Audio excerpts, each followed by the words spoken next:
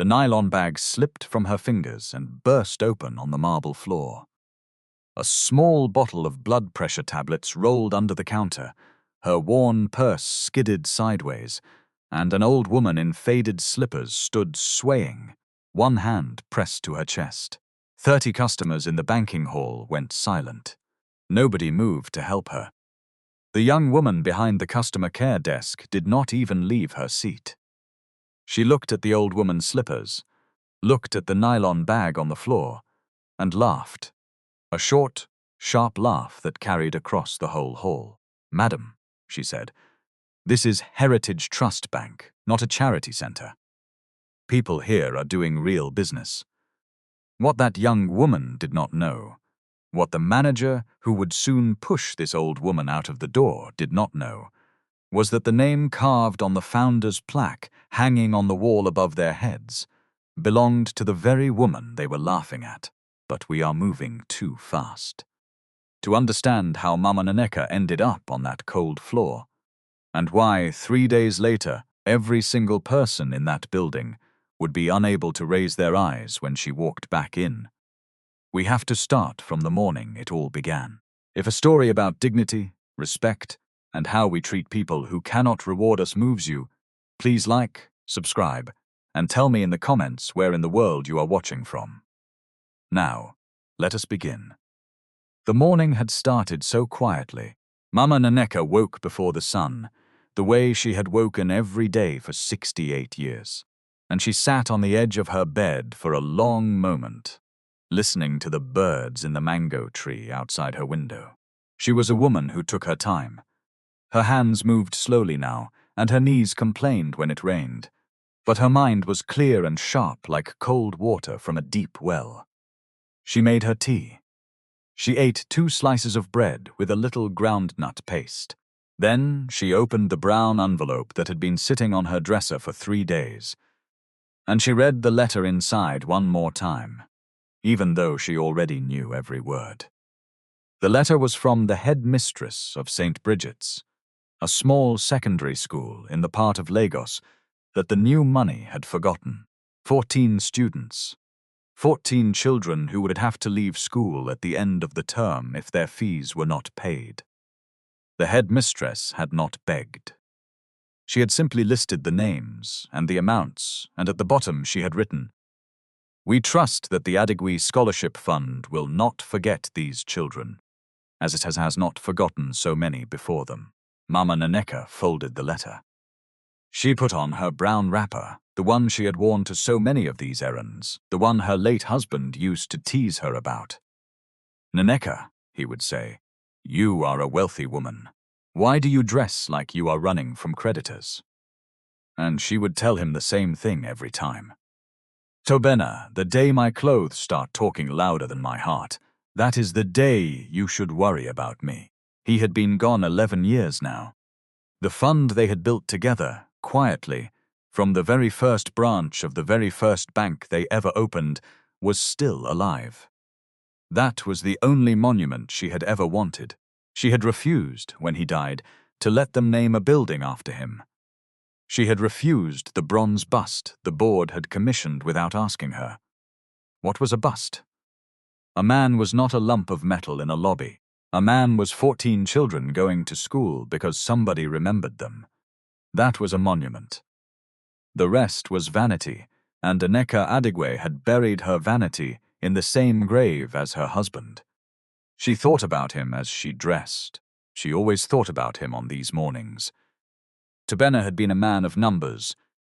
He could look at a column of figures and tell you in 10 seconds where the lie was hidden. But he had never once let the numbers make him forget where they came from. "Nneka," he used to say, holding a cup of tea with both hands, the way an old man holds the things that are still warm to him. "The day this bank starts looking at a customer's shoes before it looks at his face, that is the day we have failed. I do not care how big we grow. We started on your sewing machine. Never let them forget the sewing machine." She had not forgotten the sewing machine. The question, the one that had been sitting in her chest like a small stone for some weeks now, was whether the bank still remembered it. So she took her old purse and her nylon bag, and she counted out her tablets into the small bottle, and she went out to the road to find a bus, not a car. She had 3 drivers, and she had sent all of them home for the week. There was something she wanted to feel for herself, though she could not have told you what it was. Call it an old woman's restlessness. Call it a mother's instinct. Either way, she climbed into a yellow Danfo bus that smelled of sweat and petrol, and she rode it across the city to the gleaming glass tower in Lekki, where the newest branch of Heritage Trust Bank had opened its doors only 4 months before. She had never been to this branch, that was the thing. In the old branches, the ones that had been standing for 30 years, every security man and every cashier knew her face. Here she was a stranger. Here she was just an old woman in faded slippers, carrying a nylon bag. The glass doors slid open and the cold air met her like a wall. For a moment she stood in the entrance and let her eyes adjust to the brightness of it all. White marble, a chandelier that looked like falling rain frozen in the air. Young people in crisp navy uniforms moving briskly between desks. And on the far wall, above the row of tellers, a plaque of polished brass that she did not even glance at, because she did not need to. She knew what it said. She had stood in this very spot at the opening. 4 months ago, when the cameras were flashing, and the regional manager was making his speech. And she had asked them to please not announce her name. Because she did not come for that. The security man at the door, a big young fellow named Ifinyi, with a fresh haircut and a tight uniform, looked her up and down. He did not greet her.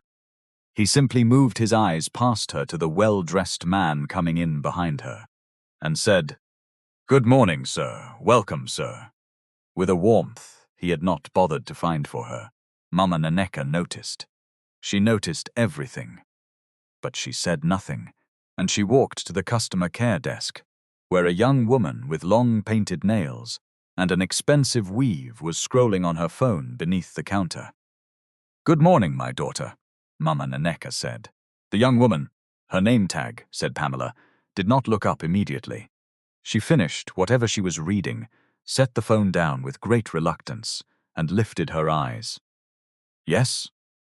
What do you want?" "Please, I want to withdraw some money from my account. Withdrawals are at the teller line."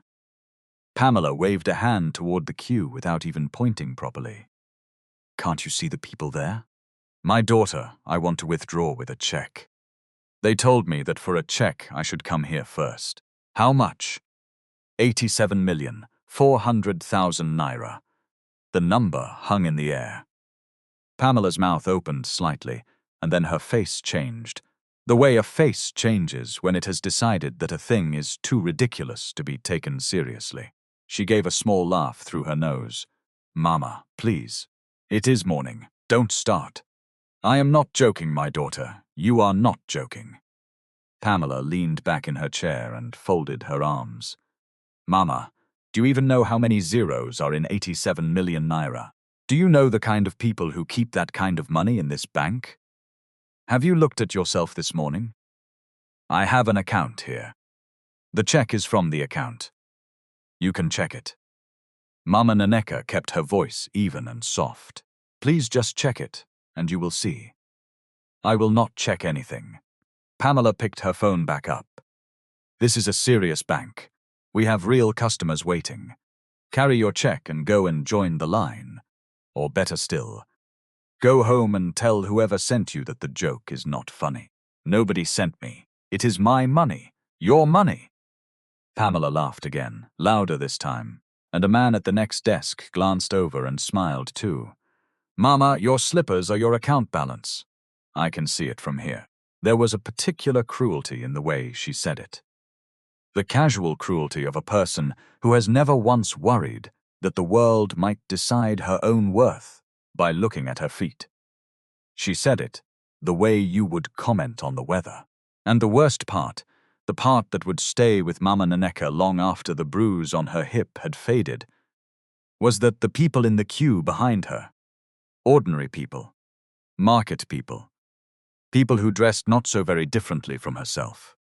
Some of them laughed too, because that is the trick of contempt.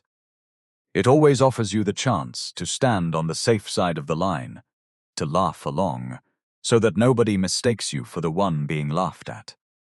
3 or 4 of them took the offer. A few looked away, ashamed, and one young woman in a teller's uniform began very quietly to rise from her seat.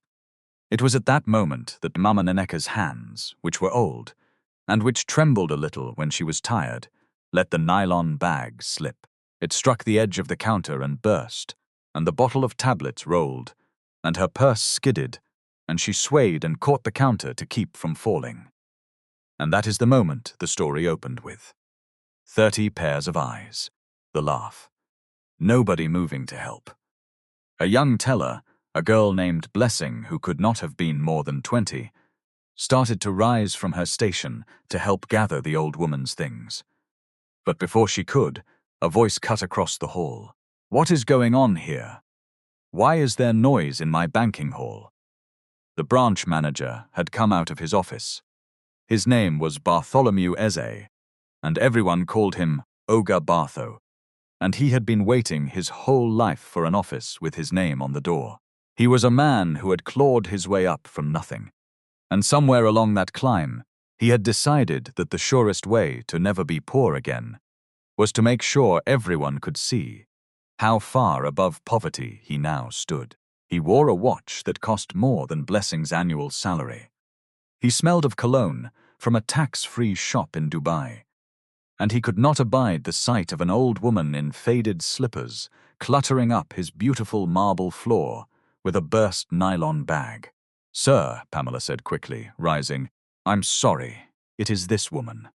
She came here saying she wants to withdraw 87 million naira. I tried to explain to her, but she refused to leave." Ogre Bartho looked at Mama Nneka. He looked at her for exactly as long as it took him to decide she was nobody, which was not long. "Madam," he said, "please do not raise your voice in my bank. You are causing a scene. This is not a roadside market. This is a financial institution." "Sir," Mama Nneka said, and she had gathered herself now, standing straight, holding the edge of the counter. "I did not raise my voice. I came to withdraw my own money. I gave the young woman my check and I asked her to check the account. That is all. If you check it, you will see." "Are you teaching my staff their work?" "No, sir. I am asking them to do it." Something about the calmness of her annoyed him more than shouting would have. Shouting he understood. Shouting he could have security remove. But this old woman stood there with her quiet certainty as if she had a right to it, and that to a man like Ogre Bartho was an insult. "Listen to me, Mama, and listen well," he said, lowering his voice so that it carried even further. "I have been managing money for 22 years. 22 years. I can look at a person and tell you their bank balance to the last kobo. You walked in here in those slippers, carrying that bag, and you want to tell me you have 87 million naira. If you have 87 million naira in this bank, then I own the building." He spread his arms wide, and a few of the watching customers laughed. "Now, you are going to take your check, and your bag, and your tablets, and you are going to leave my banking hall before I have you removed. Sir, please, just check the account. That is all I am asking. If I am lying, then remove me. But check it first. Ifeni." Ogre Bartho snapped his fingers without taking his eyes off her. "Show Mama the door." And here is where the story could have become a lie.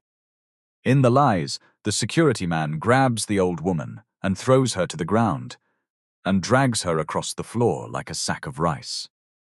But Ifeni did not do that, because Ifeni, for all his coldness at the door, was not a monster. What he did was worse in its own quiet way. He came and he stood very close to Mama Nneka, close enough that she had to step back, and he put one large hand flat against the air between them, herding her, the way you herd a goat off a road. "Mama, please, let us go. Don't make this hard." She stepped back, and her hip struck the corner of the counter and she stumbled, and her hand shot out and caught the edge, and she stayed up, but only just. The bottle of tablets she had bent to retrieve spilled again across the floor.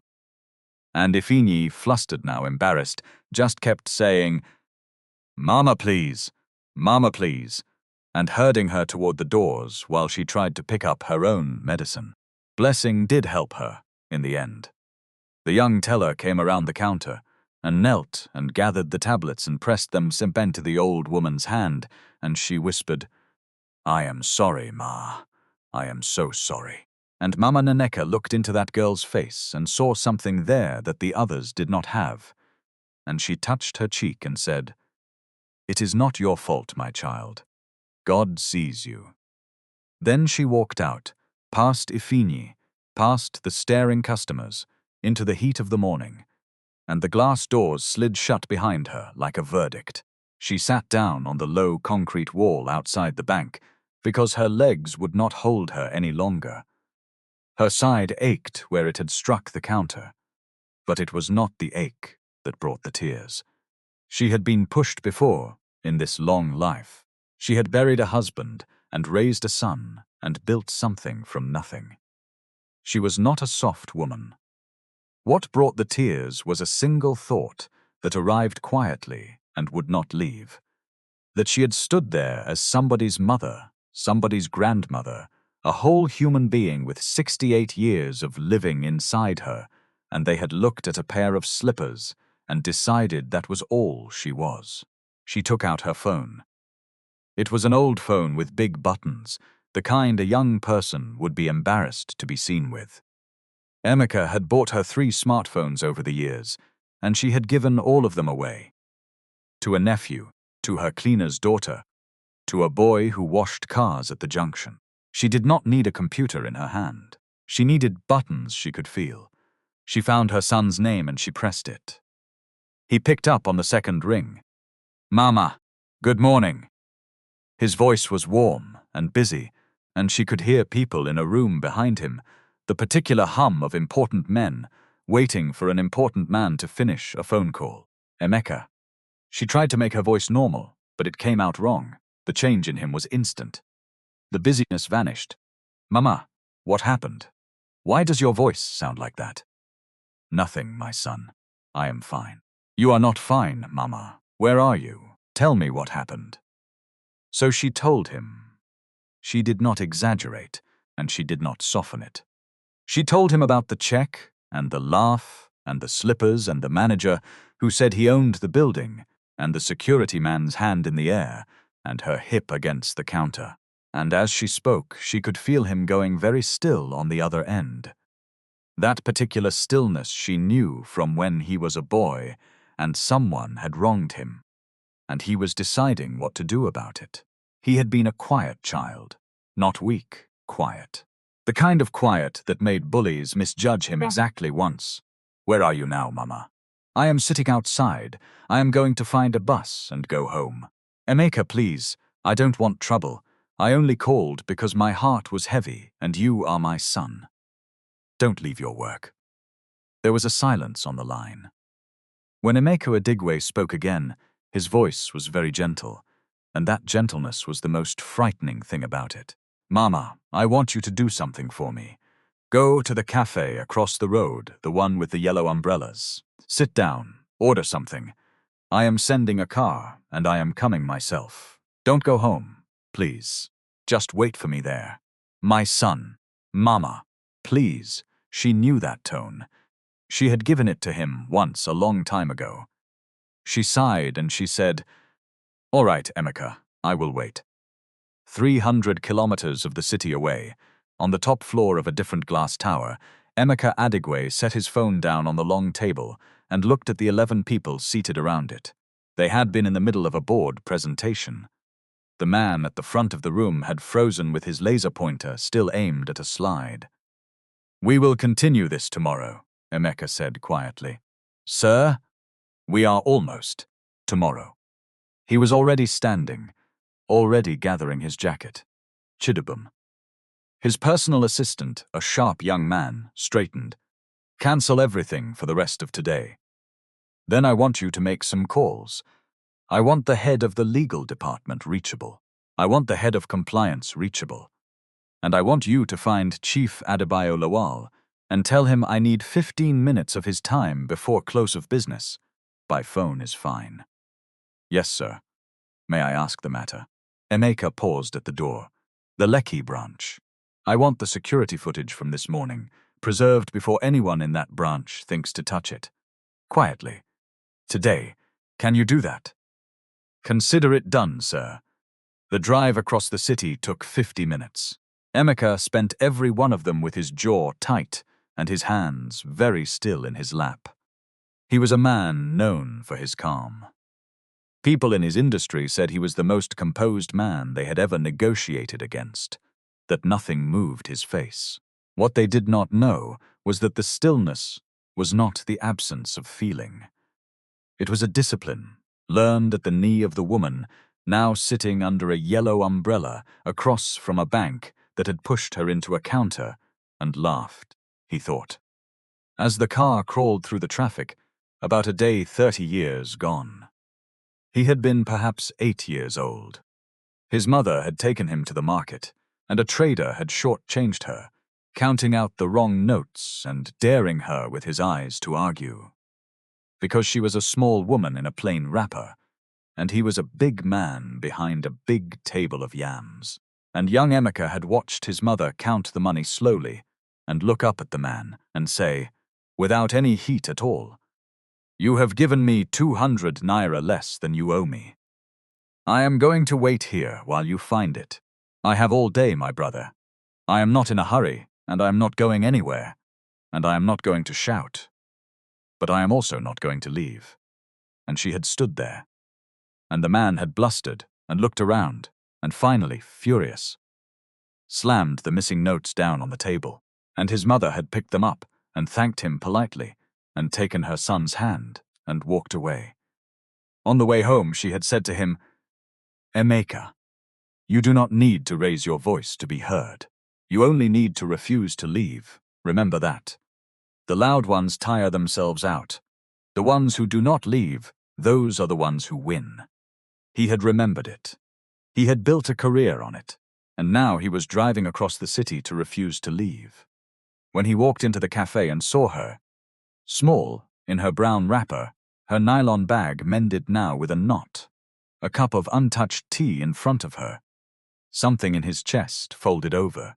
He crossed the room and he knelt down beside her chair so that his eyes were level with hers, and he took both her hands in his.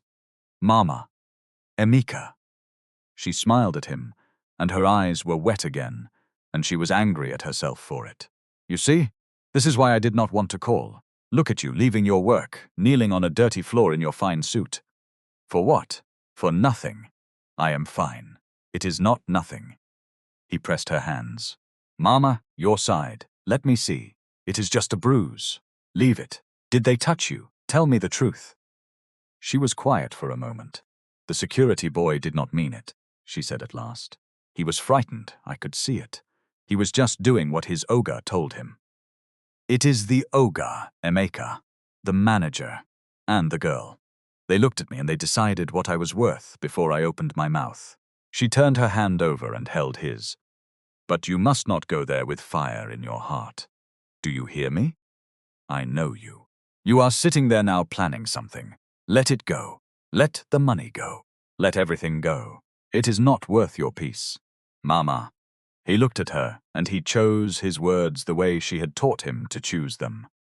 "If I let this go, it is not peace. It is just the next old woman they will push. Today it was you. Tomorrow it is somebody else's mother who does not have a son who can walk into that building. Should I let it go for her too?" Mama Nneka looked at her son for a long moment, and then she sighed, because she had no answer to that. Because it was her own argument, the one she had been making her whole life, turned around and handed back to her. "All right," she said softly. "But Emeka, promise me one thing. Whatever you do, let it teach. Do not let it only punish. Anger that only punishes makes more anger. Anger that teaches makes change. Promise me you will look for the change." "I promise, Mama." Then I am with you. She picked up her cold tea and drank it, all of it, like a woman steadying herself for something. When do we go? Not today.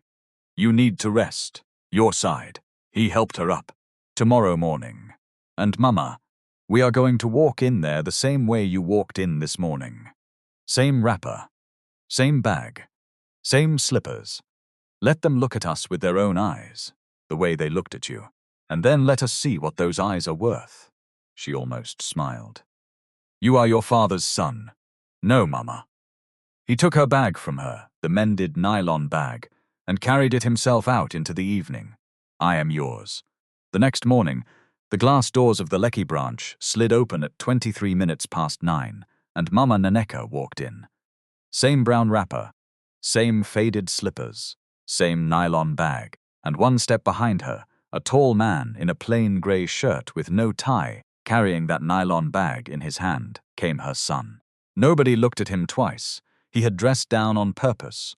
He looked, that morning, like nothing more than a dutiful son escorting his elderly mother to the bank.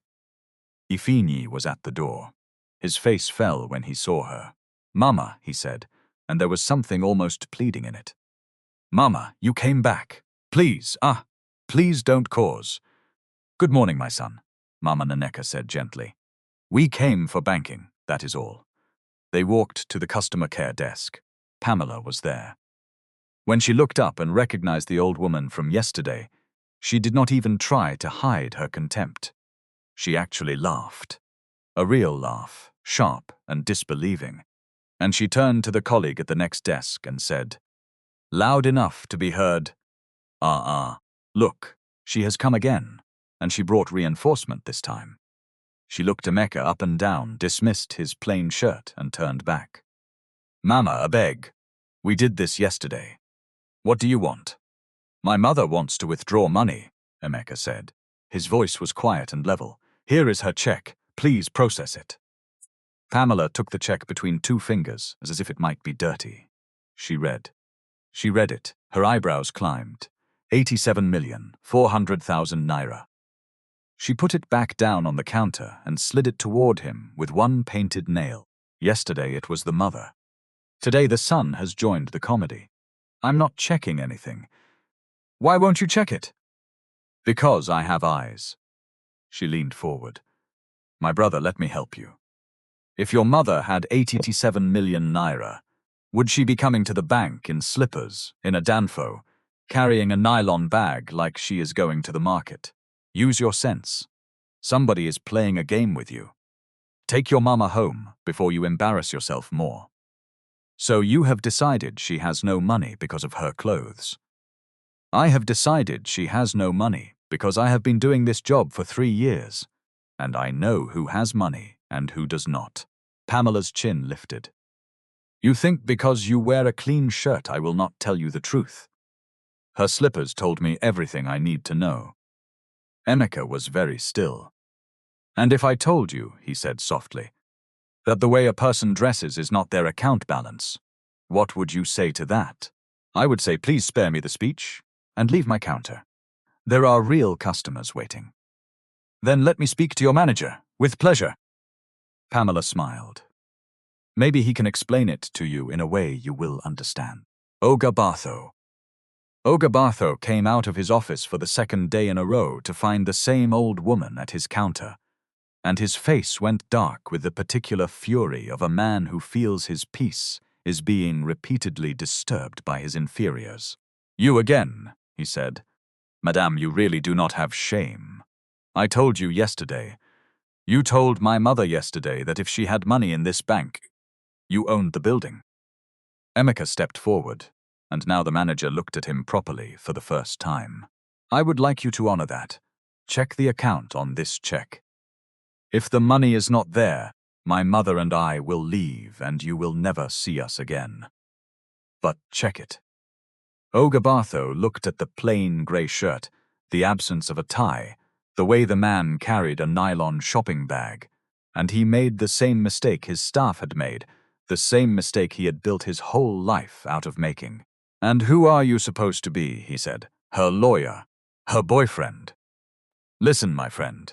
I have a branch to run. I do not have time to play games with people who walk in off the street, trying to make a name for themselves with fake checks and big grammar.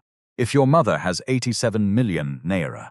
He spread his arms, his favorite gesture, the one that had got a laugh yesterday. Then I own this whole country, not just the building. Now both of you, out. Before I call Chidubem. Emeka had not raised his voice at all. He was looking past the manager toward the entrance, where a young man in a dark suit had just walked in, followed by 3 others carrying slim leather folders. Are we connected? The young man held up a phone. We are live, sir. Chief Lawal is on the line. He can hear everything. A voice came from the phone speaker, an older voice, dry and precise, and at the sound of it, Ogabartho's spine went rigid, because every employee of Heritage Trust Bank knew that voice from the annual broadcasts. Good morning, Mr. Adigwe. Good morning, Mr. Ease. Carry on. Ogabartho's mouth had gone dry. I'm sorry. What is happening here? Who? Sit down, Mr. Ease, Emeka said. I don't understand. I said sit down. Still no shouting. That was the terrible thing. He never once shouted. My name is Emeka Adigwe. The woman you turned away yesterday, the woman your staff laughed at, the woman one of your officers pushed into that counter, that is her bruise. You can ask her to show you. Is my mother. Her name is Nneka Adigwe. The blood was leaving the manager's face in real time. Adigwe, he repeated. Sir, Adigwe, as in the name on the plaque. Emeka lifted one hand and pointed, without looking, at the polished brass on the wall above the tellers, the plaque that Ogabartho passed 40 times a day and had never once stopped to read. Go and read it, Mr. Ease, out loud, for everyone. And here is the thing that the manager, and Pamela, and every staring customer in that hall learned in the next 60 seconds. Heritage Trust Bank had not been built by Emeka Adigwe. Emeka was the chairman, yes. But the bank had been founded 31 years ago by a young accountant named Tobena Adigwe and his wife, who had put up the first capital from the proceeds of her tailoring business. A tailoring business she had built one wrapper, one dress, one customer at a time, with her own 2 hands.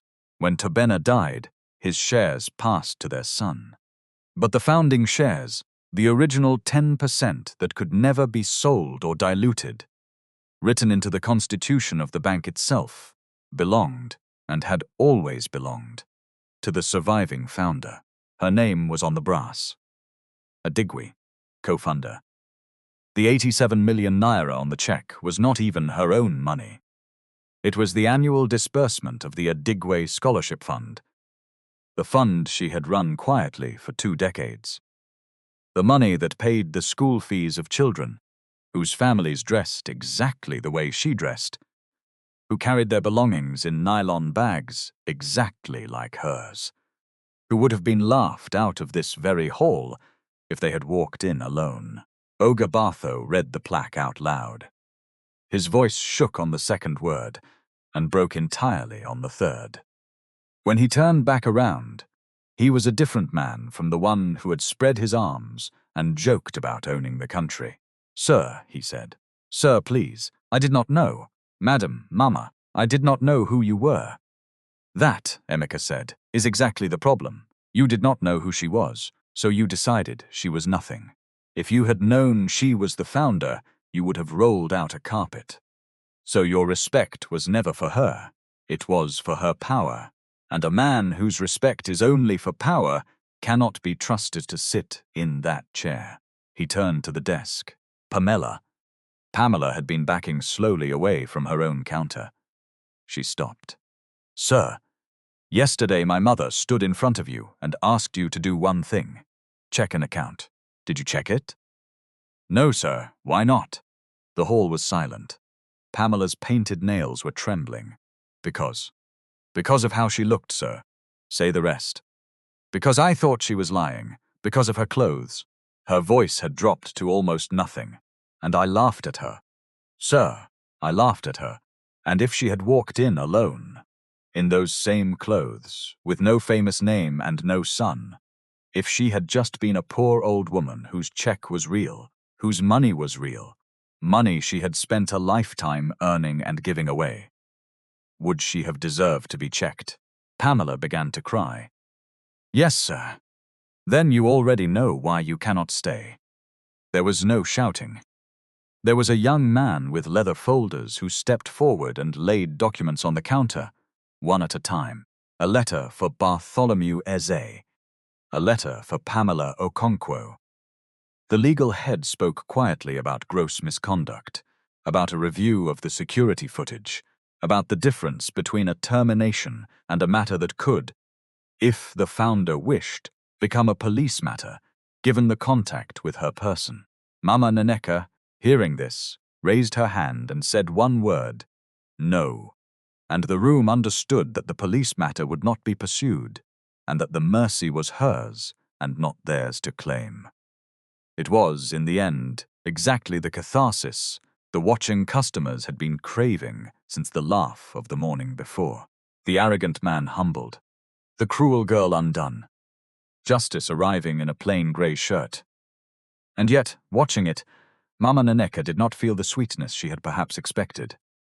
She watched Pamela cry into her own hands, 25 years old, her whole foolish life ahead of her, and she felt only a great tiredness, and the beginning of an idea. Because here is what Emeka did next, and it is the part of the story that the people who only wanted the humiliation did not expect. He did not stop at the three of them. Chidubem, he said, I want you to send for Mrs. Okereke from head office compliance, and I want every customer complaint logged at this branch in the last 2 years pulled and put on a table by this afternoon. Every single one. He looked around the hall at the frozen, watching faces. Because I do not believe for one moment that my mother is the only person who has been judged at this counter. I believe she is simply the first one who had a son who could walk in. So we are going to find the others. And they found the others. It took 2 days. Mrs. Okereke arrived with a team, and they opened the files, and what they found was not 3 bad people. It was a culture. It was complaint after complaint, marked resolved, with no follow-up, from people whose only crime had been to look poor in a marble hall. This is the thing about institutions that the angry crowd outside never sees. A cruel manager is not the disease. A cruel manager is a symptom. The disease is a system that rewards the manager for the cruelty, that measures him on speed and on the satisfaction of the big accounts, and never once asks how he treated the fish seller, because the fish seller's complaint disappears into a drawer, marked resolved, and is never counted. Bartholomew Eze had not invented his contempt. He had learned it in a building that had quietly taught him, every single day, that some customers mattered and some did not.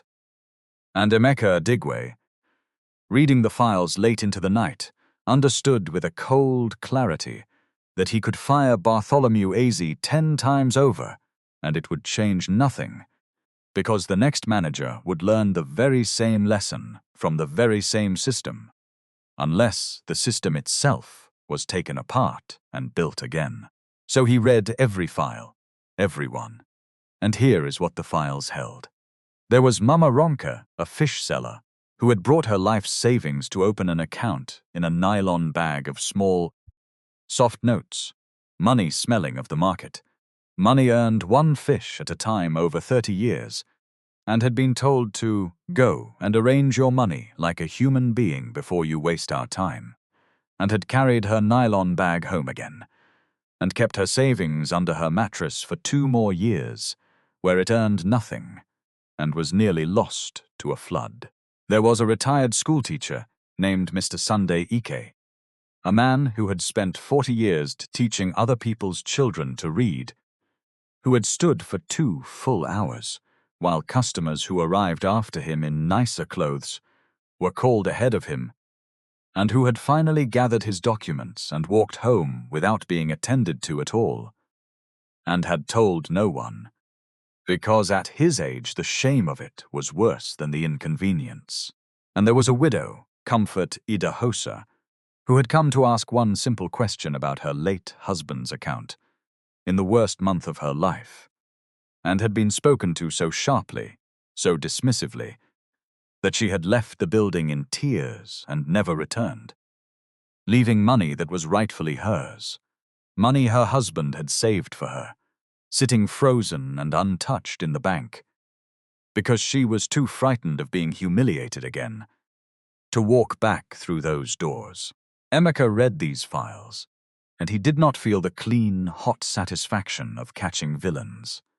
He felt something heavier, because every one of those people had a son or a daughter somewhere who had not been able to walk into the building and set it right. Mama Nneka had children, but they were poor and powerless and far away. Mr. Sunday Egg taught 1,000 children, and not one of them was the chairman of a bank. Comfort Idahosa had nobody at all. They were exactly his mother, and they had received exactly what his mother received. And the only difference, the entire difference, was that his mother's son could afford a phone call that brought the regional head onto a speaker. And then he did something that the cynics on his own board would later question. He did not call a press conference. He did not invite the cameras. He did not, as one marketing director actually suggested, turn this into a campaign about how much we care.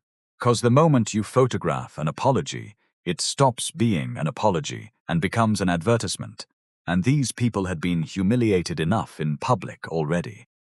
Instead, quietly, one by one, he had each of those people found and invited back. Not to be photographed, but to be apologized to, in person, by name, and to have whatever wrong had been done to them put right.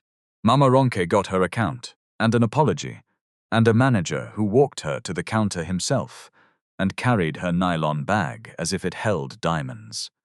Mr. Sunday Eek got a letter, and a personal visit, and the genuine astonishment, after 40 years of being nobody, of being treated at last like a man who mattered. He wept in his own doorway, an old teacher, and could not say why.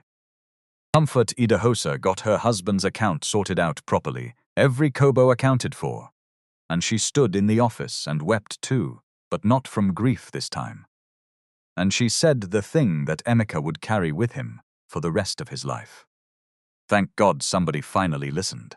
I had started to believe I had imagined it, that maybe I really was nobody. You have given me back something I did not know I had lost. On the third day, there was a hearing, not a show, a real, internal disciplinary hearing, chaired by Mrs.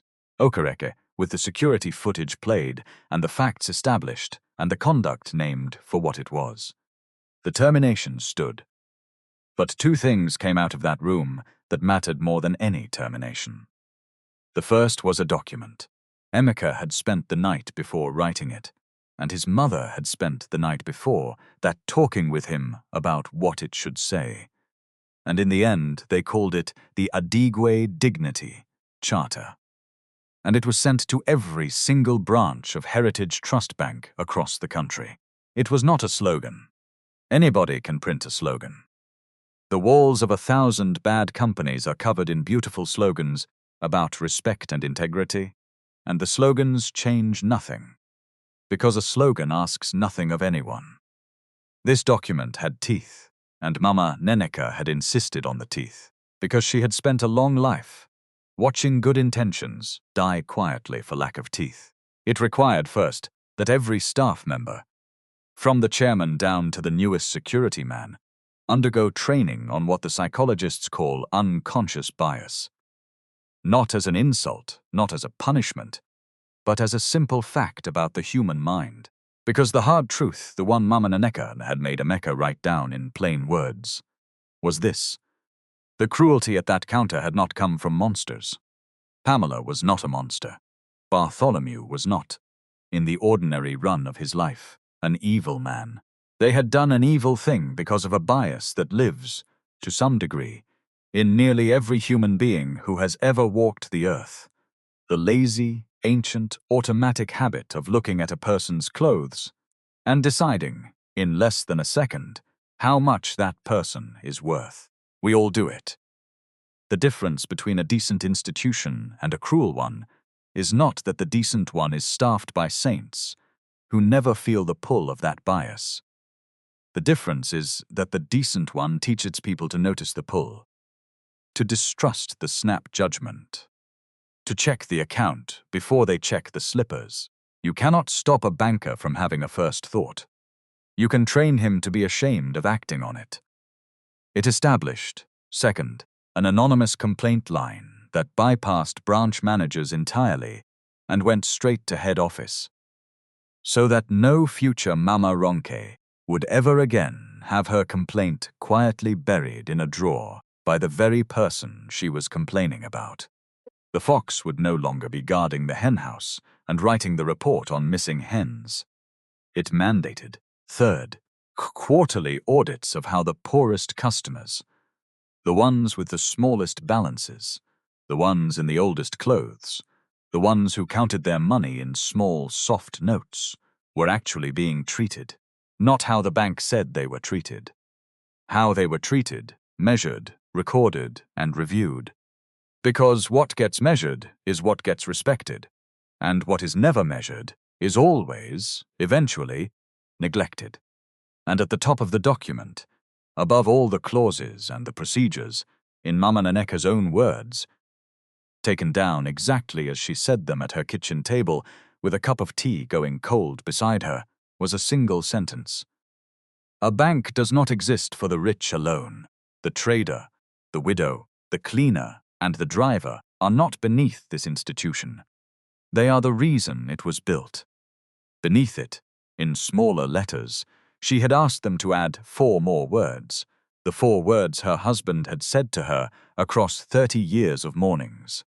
Never forget the sewing machine. The second thing that came out of that room was Bartholomew Eze and Pamela Okonkwo, who, before they left, were given a chance to do something the law did not require of them. They were given the address of a small house in a quiet part of the city. And they were told that, if they wished, they could go and say what they had to say to the woman they had wronged. Not because it would save their jobs. Nothing would save their jobs. But because some debts are not paid to the law. They went. Of course they went. Mama Nneka received them in her sitting room, with its old furniture and its photographs of a husband, 11 years gone. And she gave them each a glass of water, because that is what you do for a visitor, even a visitor who has wronged you. And she let them speak. Bartholomew Eze, who had spread his arms and joked about owning the country, sat on the edge of her sofa and could not lift his eyes from the floor. "Madam," he said, "I judged you by your slippers, by your bag, by your wrapper. I was wrong, and I used that wrongness to hurt you. I do not have any excuse. I only came to say I am sorry." "Are you sorry?" Mama Nneka asked. "Because of what you did, or because of who I turned out to be?" The room was quiet for a long time. To his credit, he did not give the easy answer.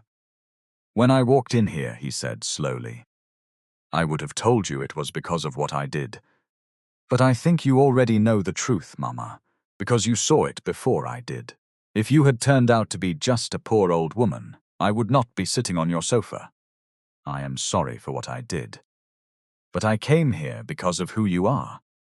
And I think learning to feel the first thing without needing the second thing, that is the work I have to do now." She looked at him for a long moment. "That," she said quietly, "is a more honest answer than I expected. Hold on to it. An apology does not erase what you did, Bartholomew. It only proves whether you understood it. If another old woman in slippers stands in front of you one day, and she will, I want you to remember my face. Now go and become better than the day we met." Pamela cried through her whole apology and could barely get the words out, and Mama Nneka let her cry. And at the end she leaned forward and took the girl's hand the way she had taken young Blessing's the morning of the fall. "My daughter," she said, "poverty is not a disease. It is not catching. The old woman you laughed at could have been your own grandmother. One day, if God spares you, You will be old, and your hands will shake, and you will drop your bag in some bright, cold place, full of young people in a hurry. And I pray that on that day, somebody looks at you and sees a whole human being, and not a pair of slippers. Go, and wherever you work next, leave the people there better than you met them. And there was one more thing, a small thing, that did not make it into any document. Blessing, the young teller who had knelt on the floor and gathered an old woman's tablets and whispered that she was sorry. Blessing was promoted.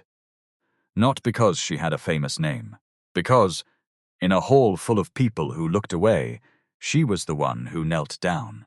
Mama Nneka had remembered her face too. Weeks passed. The story, in the way of stories, traveled. The whole city seemed to know some version of it.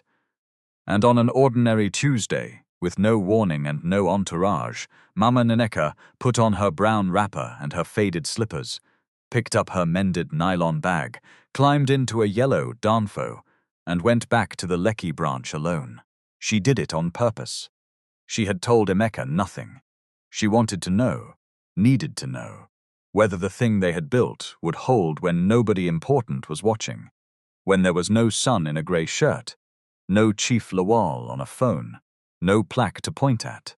She wanted to walk in as nothing more than an old woman in slippers and see what the building was worth. Her heart was beating fast as the danfo dropped her at the junction. She told herself she was being foolish, an old woman frightened of a building. But she was not frightened of the building. She was frightened of the answer. Because if she walked in and they treated her badly again, then everything, the charter, the training, the long nights, the apologies, all of it would have been theatre, a performance for the powerful, and she did not think her old heart could carry that. The glass doors slid open. The cold air met her. She stepped inside, a small woman in a brown wrapper and faded slippers carrying a mended nylon bag, and she stood for a moment and let her eyes adjust to the brightness, exactly as she had on that first terrible morning. The chandelier still hung like frozen rain. The marble still gleamed. And on the wall, the brass plaque caught the light, with her own name on it, that nobody in this hall today knew belonged to the old woman standing under it. The young man at the door, a new face she did not recognize, looked up, and he smiled, and he came around from behind his post, and he said, "Good morning, Mama. Welcome. Let me help you with your bag. Are you here to do banking? Come, let me show you where to sit. You don't have to stand and wait." She let him take the nylon bag. She let him walk her to a chair. A young woman came over. Not Blessing, a stranger. A girl who had no idea that the old woman in front of her had founded the bank she worked in, and she crouched down to be level with Mama Nneka and said, "Take your time, Mama.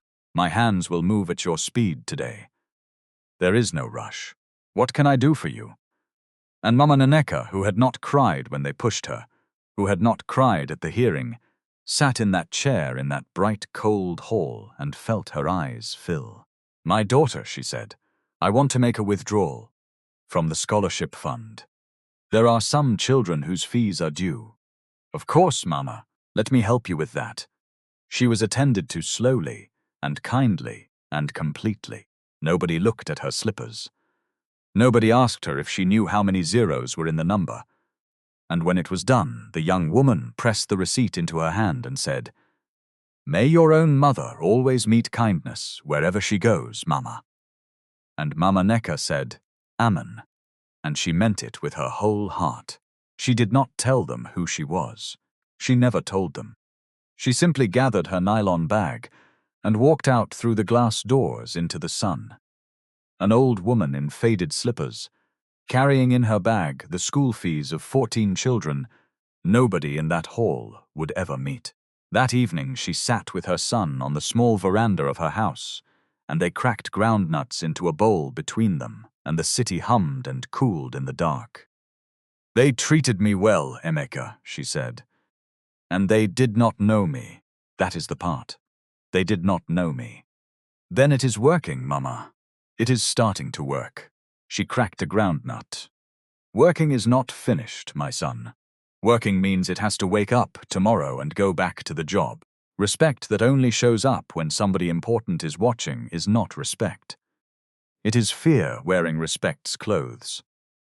The real thing is what they did today, when there was nobody to impress. When I was just an old woman who could not help them.